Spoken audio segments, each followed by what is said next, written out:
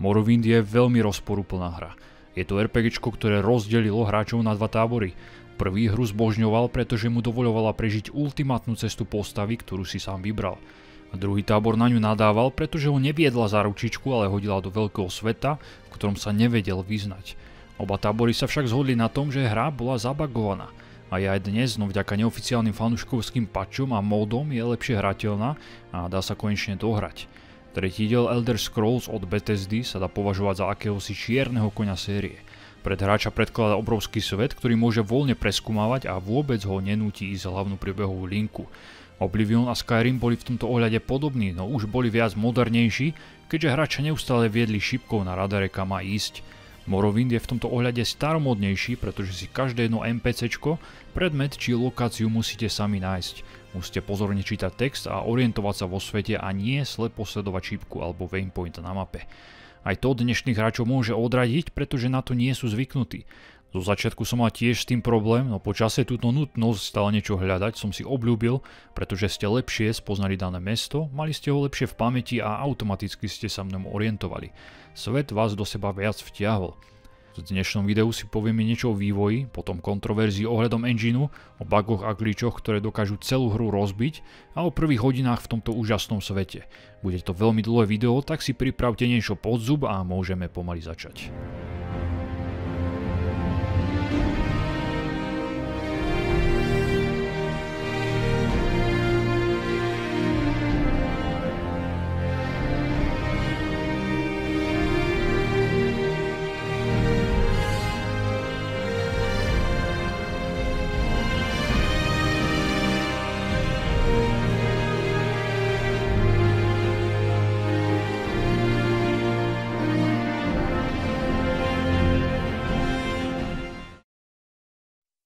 Než začneme, chcem ozrejmiť niekoľko vecí.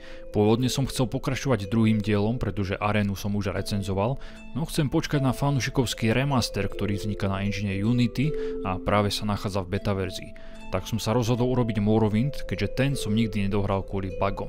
Aj kvôli tomu nehrám obyčajnú vanilla verziu. Chcel som si skúsiť mod Rebirth, ktorý pridáva obrovské množstvo vylepšení. No len pri tomto mode som nakoniec nezostal a celý zoznam, ktorý som použil, nájdete v popisku pod videom.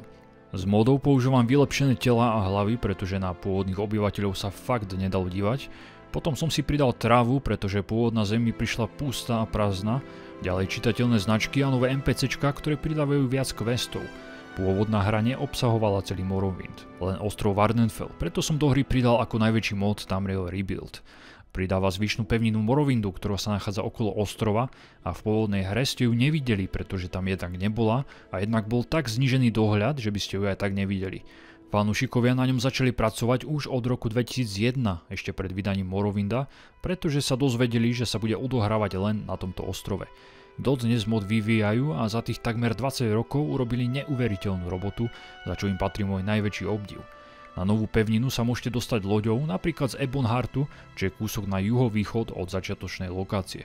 V budúcnosti by som sa tomuto modu chcel samostatne povenovať, až prejdem pôvodnú hru. A ešte mám do budúcna vyhliadnutý jeden mod, Skywind. To sú zase ďalší borci, ktorí celý Morrowind prepracúvajú do engineu Skyrimu, preto aj ten názov. Pracujú na ňom už od roku 2012 a ešte dlho nevyjde, no oplatí sa počkať. Ak chcete hrať originálnu hru bez módov, tak odporúčam použiť aspoň Code Patch, ktorý opravuje veľa kritických chýb a potom MGE.exe, ktorý zvyšuje dohľad a môžete si dať vyššie rozlíšenie. Morrowind, tretí diel zo série Elder Scrolls, vyšiel 1. mája 2002 v Severnej Amerike a o deň neskôr aj v Európe. Hlavou celého projektu bol Todd Howard. V tom čase bol ešte uznávaný a braný vážne, no dnes je skôr na smiech a podľa jeho hlášky It Just Works, v preklade proste to funguje, vzniklo množstvo meme videí a dokonca jedna muzikálová pieseň.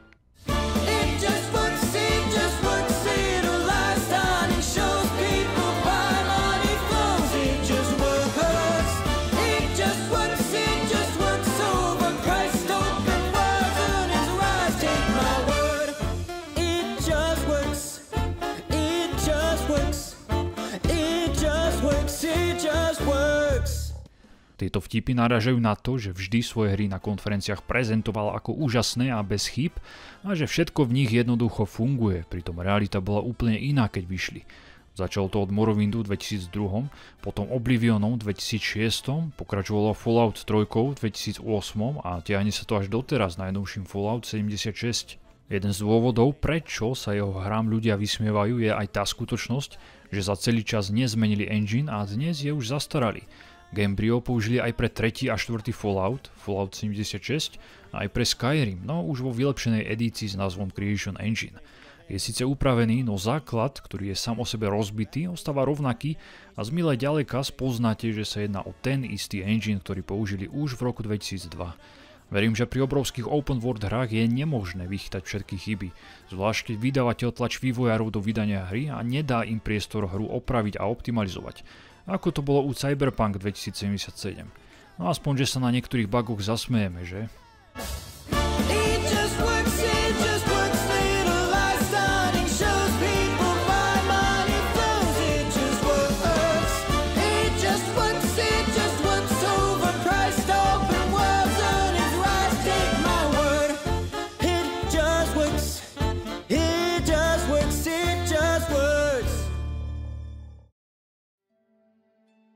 Tretí Elder Scrolls bol oznámený počas vývoja Daggerfallu. Pôvodne mal bežať na engine X-Engine, ktorý poháňal Daggerfall alebo Terminator Future Shock. Morrowind je zasadený do provincie Morrowind, respektíve len na jeho ostrov Vvardenfell, ktorý obývajú Dunmeri, čo sú temní elfovia. Pôvodne mala byť hra zasadená na ostrovy Somerset, ktorí sú na juhozápade sveta Tamriel, a hra sa mala volať Tribunal. Nakoniec ju presunuli do provincie Morrowind a originálne ste si mohli zahrať za všetkých 5 domov temných elfov, plus mala sa vo svete rozširovať akási pleseň, ktorá by postupne ničila mesta. Nakoniec hru presunuli len na ostrov Vvardenfell a nákazu zrušili tiež, pretože by to so súčasnými technológiami neboli schopní vytvoriť. Daggerfall, druhá Elder Scrolls hra, vyšla v roku 96. Morrowind kvôli obmedzeniu vtedajších technológií museli v roku 97 odložiť a zatiaľ sa venovali ďalšej hre z tohto sveta. Bol to Redguard, ktorý vyšiel v roku 1998. Už to nebolo RPGčko, ale akčná adventúra, ktorá si brala inšpiráciu z Tomb Raidera, Princa z Perzie a série Ultima. Redguard tiež bežal na engine X-Engine, ktorý používal ešte Daggerfall, no po vydaní Redguardu bolo vývojárom jasné, že sa musia vrátiť k Morrowindu. Hráči chceli, aby sa Bethesda vrátila k tvorbe veľkých RPG, akým bol Daggerfall. A zaujímavé je, že aj dnes to od nich stále chcú. No Bethesda len remasteruje Skyrim, ktorý vyšiel pred takmer dekádou. Morrowind sa začal vyvíjať v dobe, kedy hernému svetu plne začali vládnuť 3D hry z prvého pohľadu. Vývojári preto chceli vytvoriť RPGčko z prvého pohľadu v plne trojrozmernom svete. Oba predchádzajúce diely, Arena aj Daggerfall, boli vytvorené na algoritme, ktorý náhodne generoval svet okolo. Pri Morrowinde si autori povedali, že celý jeho svet vytvoria ručne, podobne ako ho vytvorili v ich predchádzajúcej hre Redguard. No vedeli, že to bude trvať veľmi dlho, preto najali nových ľudí, nové posily do týmu, čím strojnásobili svoj počet. Aj tak podľa slov dizajnera Kena Rolstona to bol oproti Oblivionu veľmi malý tím. Opustili starý X-Engine a nahradili ho licencovaným NetImmers, ktorý vyvinul Gamebase. V roku 2003 sa premenoval na Gamebryo, ktoré Bethesda používa vo svojich hrách dodnes. Prvý rok stravili len vytváraním 3D editora Construction Set, aby mohli rýchlejšie vytvárať svet po menších častiach a pohodlne ho balancovať. Tento editor je dodnes používaný aj medzi fanúšikmi. Vďaka ním vyšlo tisíce módov, ktoré Bethesdiacké hry vylepšujú a vďaka fanúšikom nie sú ich hry také rozbité. A vďaka ním vzniká Tamriel Rebuild, takže sa budete môcť pohybovať v celom regióne Morrowind a postupne vzniká Skywind a Skyblivion, takže do budúcna sa je na čo tešiť.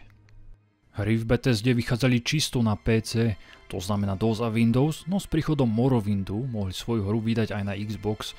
Morrowind mal pôvodne výjsť na konci roku 2001. Na E3 ukázali beta verziu verejnosti a postupne od októbra do novembra vydávali kompiláciu videí, kde prezentoval hru Todd Howard. Hovoril o vysokom rozlíšení textúr, realistických tieňoch, ktoré vrhajú aj najmenšie objekty, o pokročilom systéme počasia a dennom nočnom cykle. Morrowind bol nakoniec posunutý kvôli balancovaniu a testovaniu. Keď hra vyšla, zaznamenala obrovský úspech ako v predajoch, tak u kritiky. Do augusta 2005, to znamená za 3 roky od vydania, sa predalo viac než 4 milióny kópií. U mnohých recenzentov to bolo najlepšie RPG, aké kedy hrali. Páčila sa im voľnosť, množstvo vecí, ktoré mohli robiť, grafika a svet. Na druhú stranu sa im nepáčilo, že je hra plná glitchov a chýb a na spustenie potrebujú príliš silnú mašinu. Morrowind sa dočkal aj dvoch ďalších rozšírení. Tribunál vyšiel 6. novembra 2002 a pridal nové mesto Mournhold, do ktorého sa dostanete len teleportom. Potom 6. júna 2003 vyšiel Blood Moon, pridáva nový ostrov Solstheim, ktorý sa nachádza severozápadne od Vvardenfellu. Ak ste si kúpili Game of the Year edíciu, tieto rozšírenia ste už mali v nej. Hudbu pre prvé dva diely vytvoril Erik Heberling. Nebola to zlá hudba, prvý diel mal výraznú hlavnú tému. No a potom prišiel Morrowind a Jeremy Soule, ktorý priniesol tému, ktorá dodnes rezonuje v každom ďalšom diele Elder Scrolls.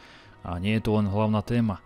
Hudba skvelo doplňa atmosféru sveta, či už ho preskúmávate, prechádzate kopky alebo bojujete.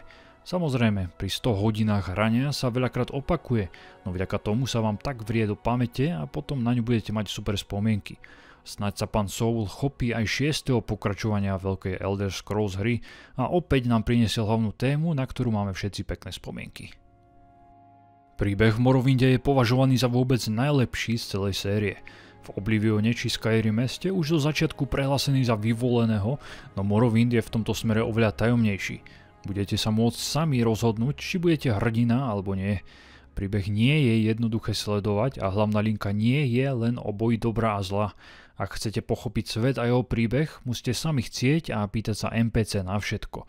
V mestách môžete nájsť veľa obchodov len s knihami, ktoré rozširujú lore sveta a je len na vás, či budete mať trpezlivosť im venovať čas. Ja vám len prezradím, že sa celý príbeh točí okolo boha Dagot-Ura, ktorého Dwemery zostrojili zo starého boha. Jeho časti našli v srdci Červenej hory. Dwemery sú stratenou rasou, kedysi známi pod menom ľudia hlbín alebo podelfovia, keďže ostatné elfské rasy sa na nich pozerali ako na trpaslíkov. Ich ruiny môžete nájsť po celom ostrove. Mali revolučné technológie, inžinierstvo, matematiku, vedu a architektúru. V celom svete Tamriel nenájdete záhadnejšiu rasu, pretože počas bitky o Červenú horu sa z ničoho nič stratili. To sa stalo v prvej ére 8. storočia, teda okolo roku 700. Morrowind sa odohráva v 3. ére roku 427, čo je od začiatku prvej éry približne rok 4243. Morrowind začína akýmsi snom či víziou, ktorú má hlavná postava. Po búrke sa zobudíte v lodi, dáte si meno aké chcete a príde po vás stráž, ktorá vás odvedie von. Potom si vyberáte rasu. Výber je veľmi pestrý, ako je u Elder Scrolls zvykom. Môžete si dať jašterovitého Argoniana, vysokého, temného alebo lesného elfa, mačkovitého Khaita, zeleného orka alebo človeka, Bretona, Norda, Imperiala či Redguarda. Každá rasa má počiatočný bonus do skillov, Imperiali sú lepší obchodníci, Khaiti zase obratnejší a hodia sa ako zlodeji, Nordi sú zroční so sekerou a tupými zbraňami. Každá rasa má svoje pre a proti, napríklad ani Argoniani, ani Khaiti si nemôžu obliecť helmu alebo topánky. Každá rasa má takisto rozdielne špeciálne schopnosti. Temní elfovia si môžu vyčarovať ducha, majú 50% odolnosť na oheň a choroby, vysokí elfovia sú na elementy naopak náchylnejší, dostávajú teda o 25% väčšie poškodenie, no majú 1,5 krát viac many z inteligencie. Každá rasa má iné počiatočné atribúty, najviac sily majú Nordi, Orkovia a Redguardi, najväčšiu inteligenciu zase vysokí elfovia a Bretoni. Neporadím vám, aká rasa je najlepšia. Vyberte si sami takú, ktorá bude vyhovovať vášmu štýlu. Ak chcete hrať za bojovníka s ťažkým brnením, odporúčam Norda, Orka alebo Redguarda. Za maga choďte vysokého elfa alebo Bretona, za zlodeja sa najviac hodí Khait. Ja som si zobral Bretona, pretože má ako špeciálny pasívny bonus 50% odolnosť proti mágii. Taktiež má viac many, no nechcel som ísť čisto za maga, ale skôr za taký mix. Čiže bojový mag so špecializáciou na ľahké brnenie a krátke meče. A neskôr som chcel používať stealth a luk a byť aj schopným zlodejom. Táto hra vám to dovolí. Ďalej si vyberáte triedu. Buď zodpovedáte viacero otázok, no je to zdĺhavé a nudné, alebo si vyberiete dopredu už vytvorené triedy zo šablón, alebo si sami vyberiete skilly, ktoré budú vaše hlavné a vedľajšie. Levelovanie tu je zložitejšie než u iných RPG. Čím viac používate daný skill, tým sa vám automaticky zvyšuje. Keď sa vám zvýši 10 krát hlavný alebo vedľajší skill, potom sa môžete vyspať a postupujete o nový level. Následne si zvýšite 3 atribúty z 8, no tie sa zvyšujú aj s ohľadom na dodatočné skilly, ktoré ste si levelovali a ktoré nemáte ako hlavné ani vedľajšie. Znie to oveľa zložitejšie, než to v skutočnosti je, no keď budete hrať, prídete na to sami, ako to funguje. Na YouTube môžete nájsť tonu videí o mechanikách Morrowindu, alebo ako levelovanie funguje, či ako si vytvoriť najlepšiu postavu. No vytvorte si ju podľa seba, podľa toho, čo vás bude baviť. Nesmiem zabudnúť, že si ešte vyberáte znamenie. To vám pridá ďalšie bonusové schopnosti, či už pasívne alebo aktívne. Ja som si dal Lady, pretože tá mi zvýšila o 10 bodov odolnosť a osobnosť. Hlavne odolnosť sa veľmi hodí, pretože čím ju máte zo začiatku vyššiu, tým budete mať viac HP, to znamená tým budete každý level dostávať viac života. Spätne sa vám život nezvýši za všetky levely, keď si dáte odolnosť až na konci hry. Odolnosť takisto zvyšuje staminu, jej názov je v hre ako fatigue, v preklade únava, no ja ju budem nazývať stamina. Čím máte väčšiu odolnosť, tým sa menej unavíte počas boja alebo pri behu. O stamine si povieme niečo neskôr, pretože je oveľa dôležitejšia než mana alebo život. V hre je 8 vlastností. Odolnosť sme si už rozobrali, teraz niečo poviem o ostatných. Sila je veľmi dôležitá pre všetky postavy, určuje váhu, ktorú unesiete. Keď budete mať nízku silu, váš mag neunesie ani základné alchymistické nástroje, poučny či zvitky. S väčšou silou budete dávať silnejšie rany, na druhej strane sa vám budú rýchlejšie poškodzovať zbrane. Inteligencia ovplyvňuje počet many a výsledky z alchymie a enchantingu. Sila vôle ovplyvňuje odolnosť proti mágii, čo znamená paralýzu alebo ticho, a ako často sa vám podarí vyčarovať kúzlo. V Morrowinde nie je také jednoduché čarovať alebo bojovať ako v Oblivione či Skyrime, k tomu sa ale neskôr dostanem. Obratnosť zvyšuje šancu trafiť cieľ, rovnako to znamená uhnúť sa rane a zvyšuje šancu na zlodejské schopnosti, to znamená kradnutie, otváranie zámkov alebo plíženie. Čím máte vyššiu obratnosť, tým budete vyššie skákať alebo sa častejšie ubránite štítom, pretože blokovanie štítom prebieha náhodne a automaticky. Máte 10 až 50% šancu, že útok vykryjete podľa skillu. Štít pohltí celú damage, no každou ranou sa poškodzuje. Potom tu je osobnosť, zlepšuje ceny v obchodoch a naklonenie ľudí k vašej osobe. S obrovskou osobnosťou vás budú mať ľudia radšej. O zabagovanosti poviem niečo ďalej. Potom tu je šťastie. To v malom množstve ovplyvňuje všetky vaše akcie a je veľmi dôležité. Či už strieľate z luku, čarujete alebo kradnete, či otvárate zámok. V poslednom rade tu je rýchlosť. Je to tiež dôležitý atribút. Čím ju máte vyššiu, tým sa budete rýchlejšie pohybovať či plávať. Zo začiatku je vaša postava pomalá ako slimák. To ma na hre štvalo najviac, že všade dlho trvá, než prídete a takmer okamžite máte po stamine. Odporúčam ísť po ceste do Gnar Moku, čo je kúsok na severe od Balmory. Nájdete NPC, ktoré tam potrebuje eskortovať. Za tento jednoduchý quest od neho získate boty, ktoré vám trvale zvýšia rýchlosť o 200, takže sa budete oveľa rýchlejšie po svete pohybovať. Má tu ale jeden háčik. Boty vám dávajú 100% slepotu. Ja som mal s mojím Bretonom len polovičnú slepotu, vďaka 50% odolnosti na mágiu, takže som niečo videl. Efekt sa dá odstraniť tak, že si vypijete potion na odolnosť proti mágii, aby ste mali 100%. Potom si nazujete topánky a efekt mať nebudete. V Morrowinde máte život, manu a staminu. Život a mana je jasná, no stamina, teda fatigue, je najdôležitejšia vlastnosť v hre. Keď ju máte prázdnu a ste vyčerpaní, vtedy netrafíte nič nevyčarujete, budete mať v obchode horšie ceny a NPCčka na vás budú horšie reagovať. Pri kradežiach sa vám nebude dariť a ani neotvoríte žiadny zámok. Majte ju preto vždy plnú, nech bojujete, obchodujete, kradnete alebo čarujete. Čím ju máte nižšiu, tým sa znižuje šanca na úspešné vyčarovanie kúzla. Ráta sa do toho aj aký vysoký máte daný skill, no dôležité je mať vysokú staminu. Morrowind má veľmi unikátny svet a na to, že sa odohráva na celkom malom ostrove, má veľa rozdielnych oblastí, kultúr a frakcií, do ktorých sa môžete pripojiť. Zatiaľ čo Skyrim je celý založený na nórskej mytológii a vikingoch, Oblivion s jeho impériom zase na Rimanoch a pretorianskej garde, Morrowind má oveľa viac rozlišných frakcií a každá má iný zdroj inšpirácie. Pôvodní obyvatelia Morrowindu sú Dunmeri, alebo ak chcete temní elfovia. Altmeri, vysokí elfovia, ich tak prezývajú. Dunmeri sú zdatní bojovníci a mágovia, dožijú sa 3-krát viac než ľudia, čiže 200 až 300 rokov. Na Morrowinde si vytvorili klany a kmene, ktoré v modernom svete majú politickú funkciu a označujú sa ako veľké domy. Vládnu nad časťami Morrowindu, no v hre sa môžete pripojiť len ku trom. Každý dom má svoju vlastnú architektúru a bohatú históriu a každý je na inej časti ostrova. Je tu dom Hlalu, ktorý vládne juhozápadu ostrova, môžete sa k nemu pripojiť v Balmore, no hlavný stan má v meste Narsis, čo je jedno z 8 hlavných miest Morrowindu. Na ostrove Vardenfell sa nenachádza. Hlalu sa priateli s Impériom a je proti otroctvu. Naopak dom Telvanny, ktorý má územie na východe ostrova, otvorene podporuje otroctvo. Sú to mocní, egocentrickí a ambiciózni magovia. Architektúra ich budov je takmer mimozemská. Posledným domom, ku ktorému sa môžete pripojiť, je dom Redoran. Nachádzajú sa na severozápade a sú blízko provincie Skyrim. Redorani sú takí púštni osadníci, ktorí sú verní starým tradíciám pôvodných Dunmerov. A sú výborní bojovníci. Jedno z ich väčších miest je Aldrun, v ktorom veľakrát zažijete púštnu búrku, až si budete pripadať ako na Tatooine. Možno preto, že Todd Howard bol fanúšikom Star Wars. Potom tu sú časti, ktoré ovládá Impérium, napríklad začiatočné mestečko Seidanen a Palagiat, a po celom ostrove má postavené malé pevnosti. No a nakoniec srdcom celého ostrova Vvardenfell je Červená hora, čo je aktívna sopka, do ktorej sa dostanete cez bránu duchov. Divočina v Morrowinde je tiež veľmi špecifická a žiadne monštrum alebo zviera nestretnete v iných hrách.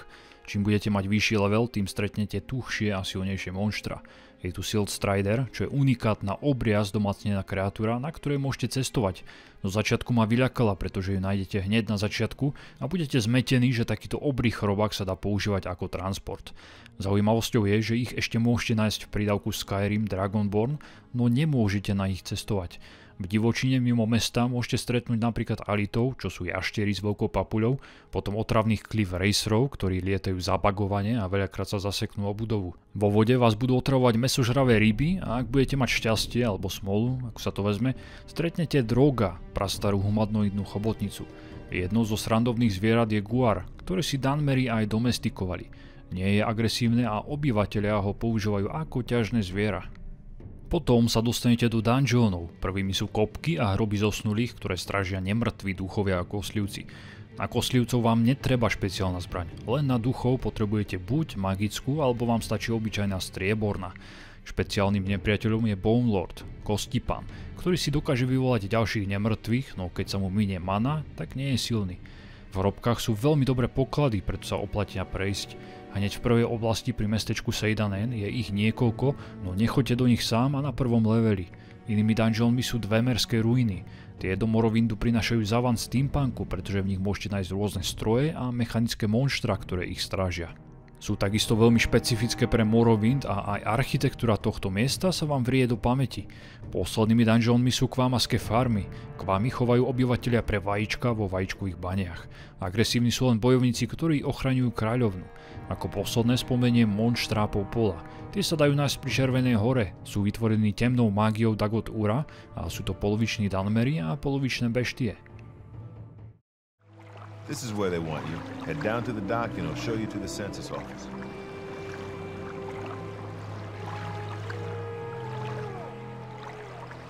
Let's go.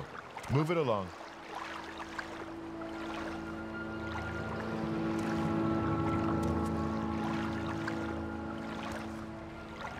Teraz si poďme približiť prvé hodiny v hre. Začínať budete v malom mestečku Seidanen, ktoré slúži ako brána z pevniny Morrowindu na ostrov Vvardenfell. Osobne som si ho zamiloval, pretože sa nachádza pri mori a dali sa robiť krásne zábery pri zapadajúcom či vychádzajúcom slnku. V pôvodnej hre nebol taký dohľad, aký teraz vidíte.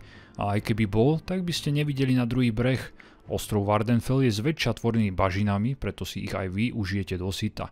V Seidanen sa dá robiť veľa vecí. Po vytvorení postavy si pokecajte so Selusom a on vám povie, že máte ísť do Balmory a nájsť Caiusa Cosadesa. Tým by ste sledovali hlavnú príbehovú linku. Môžete ísť hneď do Balmory, no ja vám odporúčam, aby ste sa trochu zorientovali v prvom menšom meste a čo si zarobili a vylepšili si postavu. Ako prvé NPCčko stretnete Fargota. Môžete mu odovzdať magický prsteň, ktorý ste našli pri vytváraní postavy. Nie je nič moc, preto mu ho dajte. Nie len, že si ho nakloníte, bude vás mať rád aj predavač Ariel, ktorý od vás kúpi všetky pokradnuté veci. Kradnuté veci v Morrowinde môžete predať hocikomu, len nie jeho majiteľovi. V Oblivione či Skyrime ste už museli nájsť priekupníkov na čiernom trhu, tam to bolo zložitejšie. A dôležitá rada na začiatok, berte všetky veci, ktoré uvidíte, či už to budú poháre, taniere, príbory, jedlo či prísady. Hodí sa všetko, pretože všetko sa dá predať, zo začiatku budete mať peňazí málo. Od Hriskara sa môžete dozvedieť, že Fargot má niekde v meste skrýšu, kde schováva peniaze, preto chce, aby ste ho v noci sledovali a ukradli jeho veci. Tak počkajte do noci a tajne ho sledujte.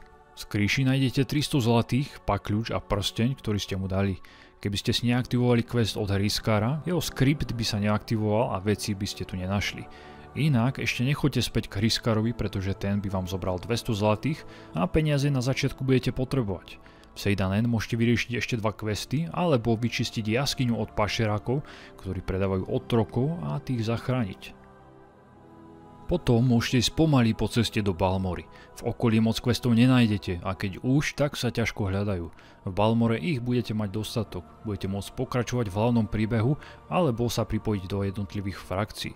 Balmora je prvé väčšie mesto a bude to na dlhší čas prvá dlhšia zastávka. Nájsť Kaiusa môže byť problém, pretože musíte preskúmať celé mesto a potom ho na mape nájsť.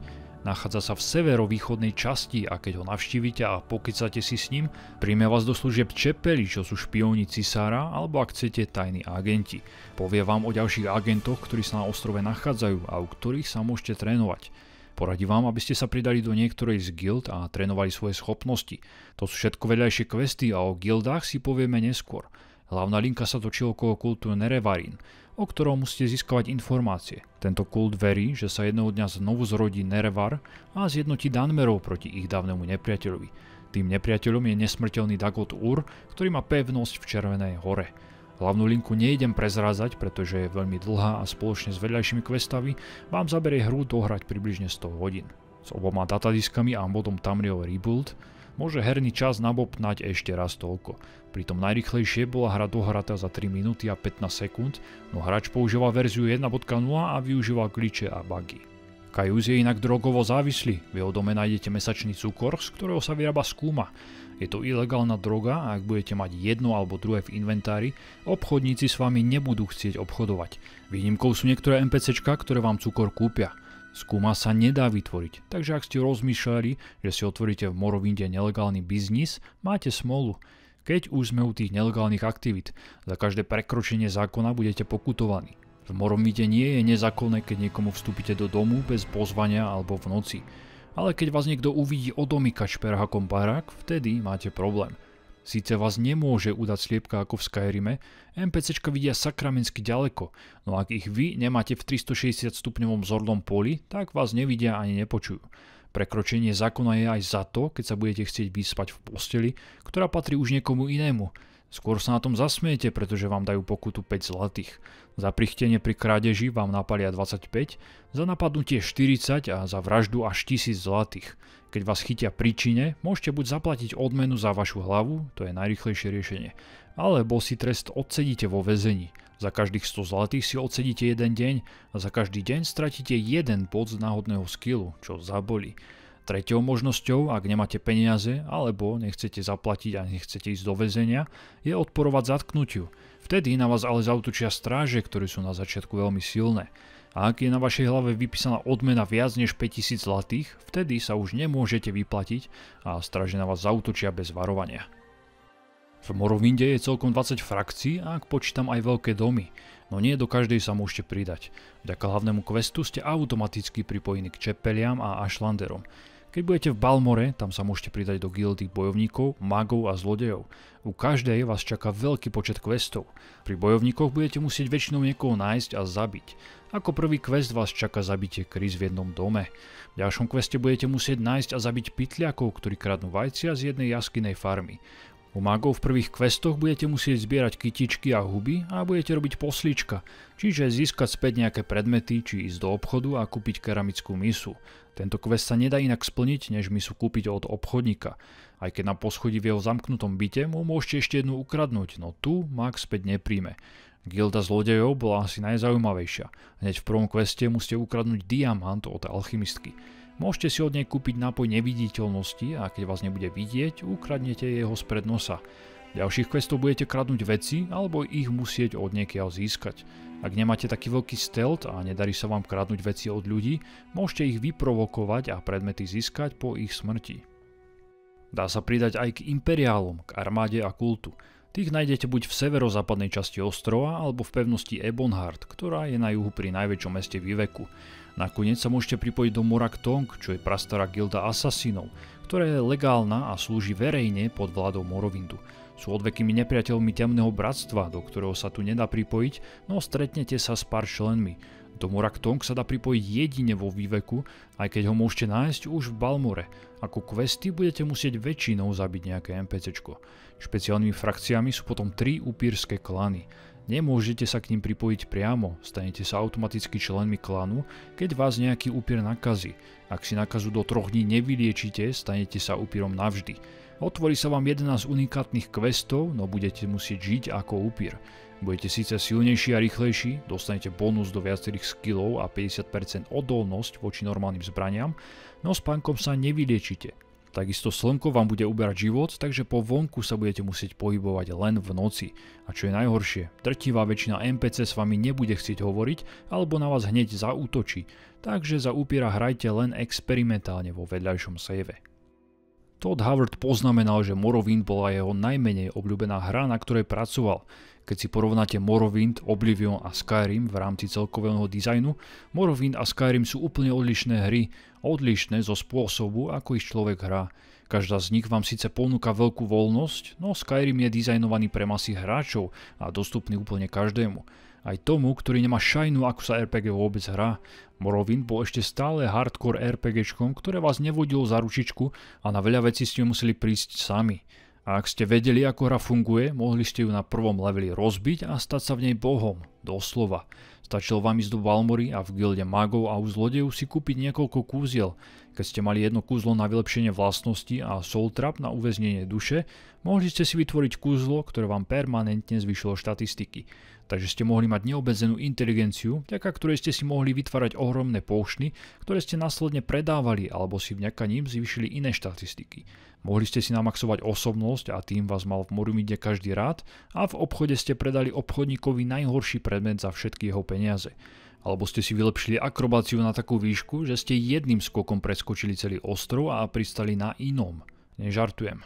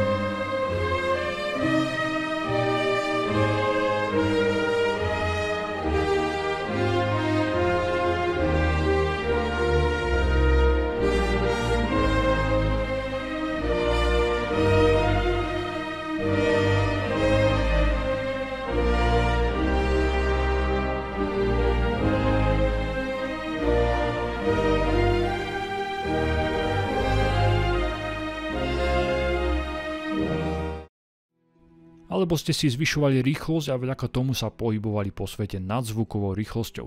To je len zlomok toho, čo ste v hre mohli urobiť. Pridaním efektu uväznenia duše ku ktorémukoľvek spelu vzniklo kúzlo, ktoré malo na vás trvalý efekt. To znamená, že ste si vytvorili kúzlo levitácie na 1 sekundu na seba a pridali k nemu uväznenie duše na cieľ, mohli ste lietať do konca hry. To isté platilo pre neviditeľnosť, boli ste trvale neviditeľní. Kombináciou bolo strašne veľa, mohli ste si zvýšiť trvalé rezistenciu proti živlom, namaxovať život alebo staminu, či privolať nemrtvé monštra, ktoré vám trvalo slúžili. Škoda, že to v mojej opačovanej verzii nešlo. Nenašiel som u obchodníkov kúzlo vylepšenia vlastnosti a efekt uväznenia duše nefungoval na všetky kúzla. Chcel som len vyskúšať, či to funguje. Ďalšou zaujímavosťou je Magtariel, ktorý na začiatku hry spadne z oblohy. Po prečítaní jeho denníka zistíte, že vytvoril kúzlo, ktoré mu dovolilo robiť megaskúky na veľkú vzdialenosť. Toto vtipné NPC do Morrowindu autori prepašovali cez Howarda, pretože ten nemal rád humor. U Tariela nájdete aj 3 zvitky na skok, ktoré môžete vyskúšať. Kúzlo vám zvýši akrobáciu o 1000, takže môžete jedným skokom preskočiť veľkú vzdialenosť. No má trvanie len 7 sekúnd, tak pristávanie väčšinou neprežijete. Kúzlo pierka nepomôže, majte pripravený v zálohe buď druhý zvitok so skokom, alebo skočte hneď po vyčarovaní. S 3 takýmito zvitkami sa môžete rýchlo dostať zo Seyda-Nen do výveku. A to nehovorím o tom, že už na začiatku môžete používať kúzlo levitácie, ktoré je skôr lietaním a ak viete, kam máte ísť, môžete získať mocné zbrane či artefakty. Ďalej tu je rozbitá alchymia. V gilde magov si od Ajira môžete dookola kupovať dve prísady, ktoré sa mu stále obnovujú. Krabie a hovädzie mäso. Nestoja veľa a ich kombináciou získate potion na obnovu staminy. Všetky potiony mu môžete následne predať späť, takže nakoniec zarobíte. A týmto nekonečným cyklom sa budete zlepšovať v alchymii. Stačí vám na to len základný hmoždier, no ak chcete celú majstrovskú sadu na robenie potionov zadarmo, skočte si k alchymistke na Alkaire. Nachádzajú sa v obchode v bedničkách. Ak chcete byť zdatným alchymistom, stačí vám level 60, pretože vtedy uvidíte všetky efekty prísad, ktoré obsahujú. S použitím len hmoždiera dostanete slabší potion, s použitím aj ostatných nástrojov môžete znížiť negatívne efekty.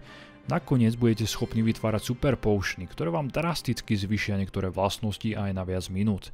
Na to potrebujete ale vysokú inteligenciu a alchymiu. A to nehovorím o tom, aká je rozbitá interakcia s NPCčkami. Nemusíte mať osobnosť 2000, aby vás všetci mali radi. Stačí vám aj priemerná a na jednom NPC si môžete vymaxovať rečníctvo tým, že ho budete opakovane presviečať o jeho dokonalosti. Nemusíte ho ani podplácať, ani sa mu vyhrážať.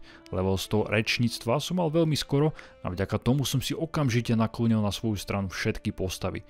Druhá vec je, že môžete akúkoľvek postavu proti sebe poštvať. Najskôr si ju udobríte, potom na ňu začnete hulakať a ona na vás zaútočí. Ak vy neopetujete útok, nebudete mať za to žiadny postih. Keď si najmete žoldniera, či si vyvoláte monštrum, ktoré vás bude chrániť, urobia robotu za vás a vy nedostanete postih. Čiže nevylúčia vás z gildy, alebo na vašu hlavu nebude vypísaná odmena a nezautočí na vás celá krčma bojovníkov. V Morrowinde môžete mať barak. A nie jeden, ale niekoľko. Budete si ich môcť postaviť, ak postúpite v ranku v niektorej frakcii Veľkého domu. Alebo ho dostanete ako odmenu za quest. Napríklad, keď splníte questy Kaiusa Kosadesa, ten sa odsťahuje do Cyrodiilu a vy jeho dom môžete používať ako svoju základňu. Inak môžete používať ktorýkoľvek dom, ktorý si vyberiete. Stačí zabiť jeho majiteľa a hromadiť si v ňom veci. Tie nezmiznú a zostanú tam, kde ich necháte. Len tu ešte nie je implementovaný fyzikálny engine, takže nemôžete voľne presúvať zbrane, brnenie, predmety alebo ľudí ako v Oblivione, či v neskorších hrách Bethesdy. Boj bol vždy v Morrowinde nezaujímavý a nudný, len ste machali zbraňou a modlili sa, že ho s vašim nízkym skillom trafíte. Pritom je vo svojom jadre veľmi zložitý, výpočty útokov sa dejú mimo obrazovku a pripomínajú staré RPGčka, kedy sa každý útok rozhodol po hode kocky. Výsledný damage záleží na sile zbraní, vašej sile a v akom stave sa zbraň nachádza. Potom záleží na tom, aký armor má cieľ, na ktorý útočíte a či mu dáte kritičák alebo normálnu ranu. Pre detailnejší rozbor mechanik si pozrite súbor videí od borca menom Lyle Schnupp.